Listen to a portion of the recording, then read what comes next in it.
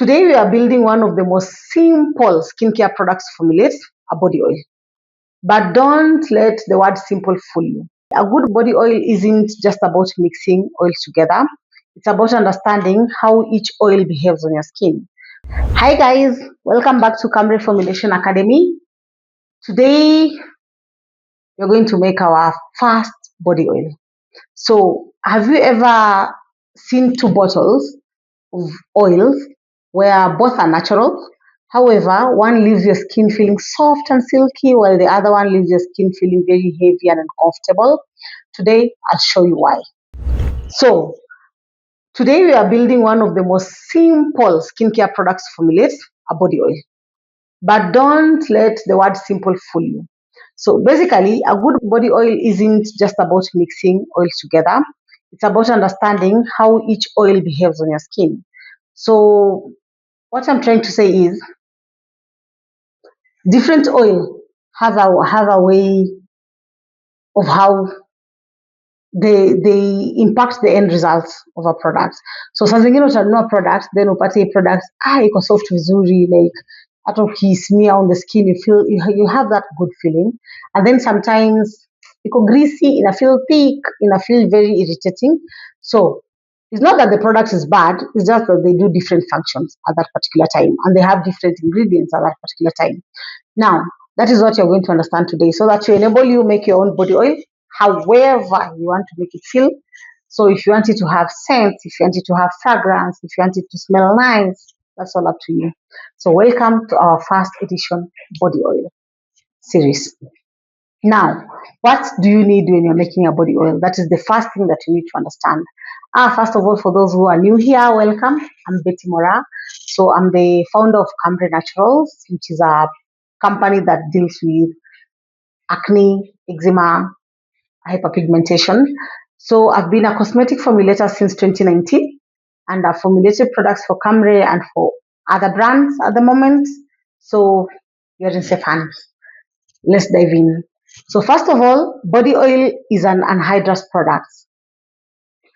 You will be hearing this word oftenly as you start formulating. Anhydrous, emulsion. So the first question is, what is anhydrous? Anhydrous basically means it's a product that contains no water. It's simply combination of oils and butters. And one other thing, just because it's an anhydrous, it doesn't mean that it can stay forever. No. So we'll still dive into that also. So after you have known that, it means that what we require are just oils at this particular moment. With me here, I have my notes. I have everything about different types of body oils to allow you understand what I'm talking about in a very fast-paced manner. So first of all, each oil that you're going to combine in your body oil has different functions. Let's start from there. One thing that you need to know is that when you're making a body oil, you're going to need your carrier oils. So carrier oils are in two categories, primary and secondary. I had said that before when I talked about ingredients you require to make your formulation. So I'll link that video also so that you go and check. So the oils is part of that list. So I'm just breaking it down so that you are able to understand and follow what I'm trying to say. So we have carrier oils. So carrier oils, let's divide them into primary and secondary. That's an easy way of division. So primary, this is just, I don't want to use the word cheap. Let me use the word affordable. These are affordable oils. They are oils because sometimes when you say cheap, people think maybe they don't work well. No, they still work very well, but they are easily available. They're everywhere. Like sunflower. Sunflower is the best example here. Sunflower is farmed in so many places. So sunflower is easily available. So these are sunflowers, your grapeseed, your almond oil, your jojoba oil. They're everywhere. These are the carrier oils. So basically they carry the bulk of the formulation. So carrier oils can either be 100% of the formula. Someone can just apply sunflower oil alone, coconut oil alone. It's still okay. However, if you want to mix them to create a good luxurious body oil, you'll have to have a several combination of other things as well. So carrier oils are the first category. So you'll have your carrier oils. Then in these carrier oils, probably if I share, when you are choosing your carrier oil, put into consideration when something is fast absorbing. What do you mean? Like the oils usually penetrate the second or third layer, the top layer, that is, it doesn't go in like the top layer of the skin. So choose something that is either fast absorbing, fast to medium absorbing. Is it medium absorbing, or is it slow medium absorbing, or is it just slow? They all have different functions, like I said. What do I mean? If you are choosing your oils, let's say you need a carrier oil that's fast to medium, that can be something from grapeseed, argan. It means they are moisturizing, and but their absorption rate, it's a bit fast to medium. Like it doesn't leave your skin very dry after application. Like you can apply it, and after some time you'll still feel it's a bit oily. However, it won't stay for long. Then we have the medium, that is whereby you apply like the almond, the jojoba, the safflower, the sunflower also, it's here. There is difference between safflower and sunflower. So the macadamia nuts, that is why they are used for anti-aging. They are very medium absorbing. Then we have avocado, that's medium and slow. Like after some time you'll still look oily. That is where avocado lies, and olive. Then you have castor, that's very heavy. Coconut, that's very heavy. They are normally known as comedogenic. That is, they have the ability to block your pores if you're not careful with them, because they are very slow. They stay on the skin for a while. So that is one category that you should look at it. So whenever you're using oils, try and practice on your own. Like practice and categorize them on your own. That is the best way to do it. So we have a different range of oils, as you have seen. So that is the first category, the primary category. Then you have the secondary. Secondary oils, these are still functioning oils, but they're a bit expensive. A good example is the seaback thorn. You can't use it in large quantities because it's very expensive. These are very expensive oils. Then we have the marula oil. These are very expensive oil. Rose hip comes in this category. Melon oil, papaya.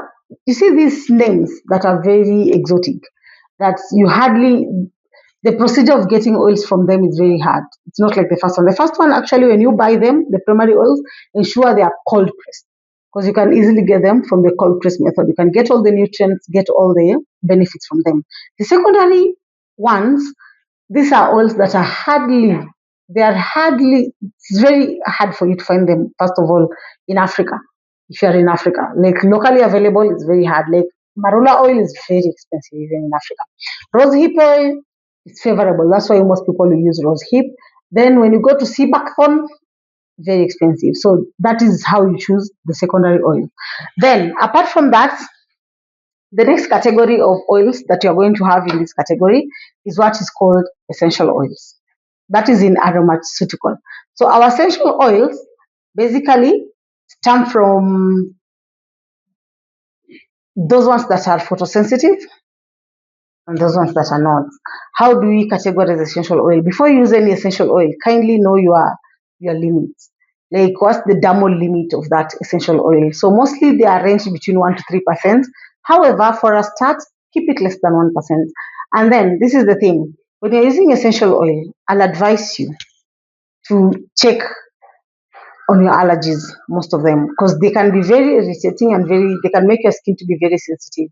So when it comes to essential oil, take care of irritation, sensitization of your skin, and the phototoxicity.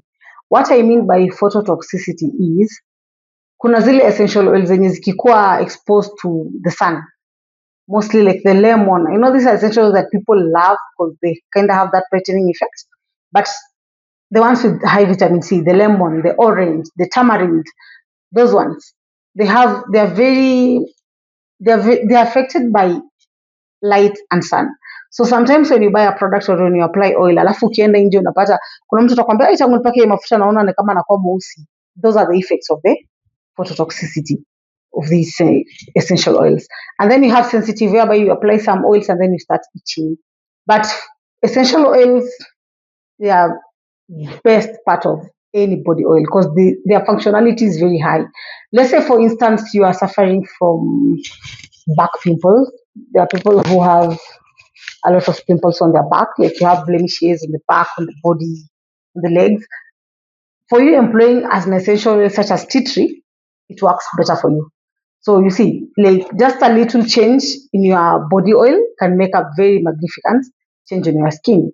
So considering that the skin is one of the largest organs on your body, I'll advise you when you're choosing these ingredients, be very careful on what to choose, because this is about you also at the end of the day and about your clients if you're planning to make this a business. So the next thing that most people, the biggest mistake that most beginners believe that adding expensive oils make their products better. No, it doesn't. First of all, what makes your product better? When you're making a body oil, instead of using like 10 ingredients, like you end up using a little bit of rosehip, a little bit of sunflower, a little bit of grapeseed, because you want to harvest all this benefit from all this oil, it ends up making the oil non-functioning. What I mean is, instead of you getting the benefits that you intended to get, you'll actually end up not getting anything. Because remember, all these ingredients will be there 1 to 2%. So they wouldn't have that much impact on the skin. Unlike when you just have one big ingredient, let's say you put your grapeseed, you reap the benefits of your grapeseed, and then you use it like 60% on your product.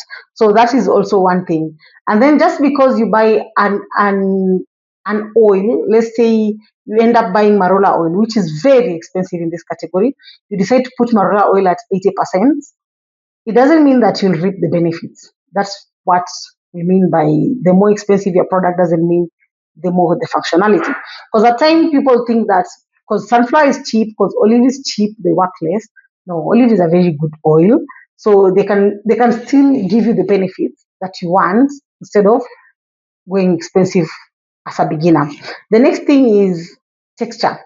When it comes to texture of the oil, some oil have that slip effect, some oil the spreadability is easy, the absorption is faster, like I've talked to you. Like this is my own collection. Like it has taken me years to write this down to know according to what I've tested personally.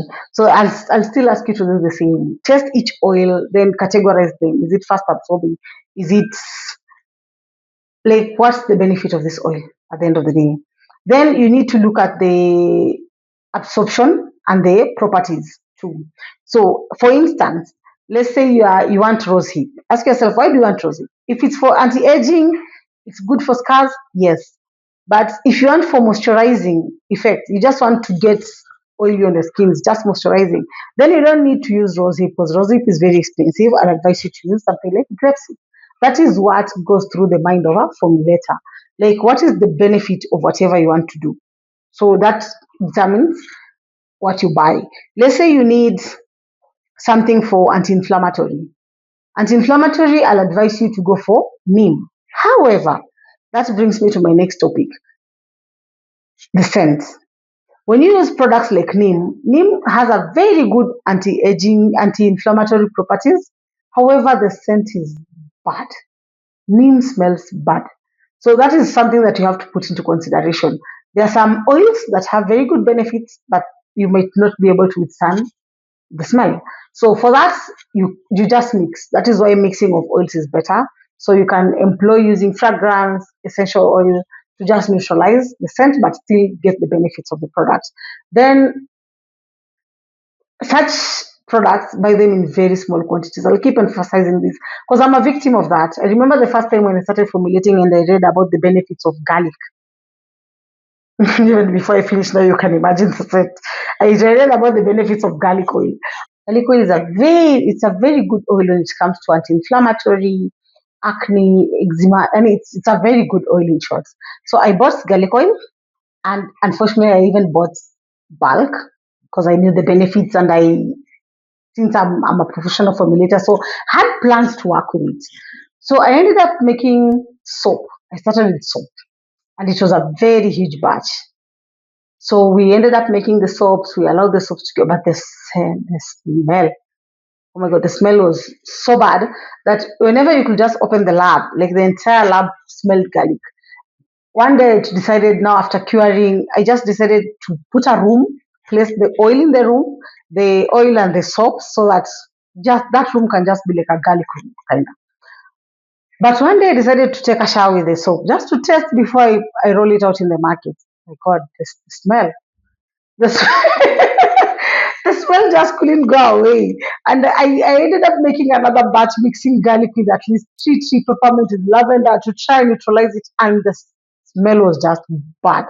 Like, that is one example of why I keep emphasizing buy small. Like, when it comes to essential oil, try and maintain this size. Start with this 30 ml, 15 ml. Start with those so that if you love what you can smell, if you love the scent, then proceed with it. If not, just discard it. Because I ended up discarding the entire garlic oil and the entire soaps. I had to throw them away because I couldn't even gift anyone that soap. That soap smelled bad. Like, if someone had to shower with that soap, they'll just end up smelling garlic. Like, you'll need mist, like the body mist. I don't know. It will just be amazing. So for me, that is one lesson that I learned out of that. I have so many lessons. Like I said, when you're a formulator, there's always failures and everything in between. Then the other thing that I need you to check out for is the fragrance. Like I said, I tried to neutralize the garlic using essential oils and fragrance. So fragrance is a very big part of body oils. When it comes to body oils, there are people who will want to make massage oils, there are people who just want to make luxury feel oils. So when you buy your fragrance, also the same thing, do a patch test.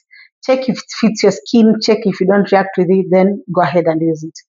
Then we have bottling. Like, how do you bottle your body oils? This is example of our body oil, the one that we sell. It's a healthy glow baby body oil. This is just used by babies who are just born, like newborn babies. So this oil is actually made to be very soothing, very calming. When it comes to our baby body oil, like I said, I'll just read for you the ingredients. Like, here we have virgin olive oil, we have the fractionated coconut oil, then we have macadamia, that's a bit, like I said, it's medium because I want the baby's skin to be very moisturized. Then we have calendula in it, we have a tiny bit black seed, because as you go down, like I said, reading of ingredients, you need to understand that. Black seed oil, that's very minimal. Then we have minimal traces of neem because of anti-inflammatory. Then we have vitamin E as the antioxidant. So that is the example of what's in this baby body oil. So when it comes to packaging and bottling, the reason why we have this used here is because most of the oils that you use, they also have antioxidant properties. So it will not go rancid very fast because of that. However, if your antioxidant ingredients are very minimal, like when you are selecting the type of oil that you want to use, and you don't use a lot of grapeseed, you don't use a lot of argan, camellia, these are ones with antioxidant properties. Let's say you just want something that's rich. You have avocado oil, you have sesame, you have sunflower, then you end up having macadamia. I'm just mentioning the ones that don't have a lot of antioxidant properties. So when you use these ones, you need to put in such a number bottle, because it means that your vitamin E is what adds to the antioxidants alone. So put it in number bottles. That way it's away from direct sunlight, and that way it won't go rancid very fast. The same way with essential oils and facial oils. Put them in number bottles if possible, so that they can have a longer shelf life. Because even if we say something is anhydrous, it doesn't mean it won't spoil. When the oil go rancid, basically it means that the smell is different. You'll feel it will just have a foul smell. So you'll notice that the oil has gone bad. So, like I said, your shelf life when it comes to body oil is basically the ingredient that has the least shelf life. In that, if you buy an ingredient and your supplier says it expires next year 2027, somewhere in December, and then one supplier says this one expires in January 2027, it means that your product expiry date is January 2027. That's exactly what it means. So you have to put that into consideration too. Then some of the common mistakes that most people make is they think that having too much fragrance is good for your product. No, ensure you use within the required limits. Then wrong bottling, like I've already explained to you about the bottles. Then we have no antioxidants. You need antioxidants because, like I said, even if it's anhydrous, it will still go rancid. Then copy random recipes. Try to do your own research. Just because someone on the internet, or even me, just because I've mentioned those ingredients and they don't work for you, do your own research. Write your own oils. Choose what works best for you. So From here, now that you have known what it takes for you to choose a perfect body oil, I'll give you just a list of the body oils that I'm going to use to make our example body oil. That way you'll be able to follow exactly what I did so that you see the results and that you'll be able to do it for yourself. It's basically, consider it like an example. Ni kama uko shule alafu umepatiwa EG, like that. So that when we come to our next episode whereby we are going to talk about how we came up with those ingredients, the formulation bit of it, and the quantities, you'll be able to follow me through so that you don't feel like you're left out in the dark, something like that. So in our next video, we're going to make the body oil itself. So what I'm going to use as a simple EG to follow is grapeseed oil, because you need the antioxidants. Sunflower oil, we need something that's nourishing, something that's rich. We're going to use our rosemary, CO2. If you don't have rosemary, CO2, use vitamin E. Bring it, that's still antioxidant. Then you're going to use lavender essential oil and you're going to use orange essential oil. So I hope you have noted them down. Come with them for our next video and we'll still bring as much as possible. If you have tea tree, whatever it is, just come with it. We shall make body oil together. So until next time, I hope to see you in our next making of the body oil video. Have a good time and let's keep formulating together.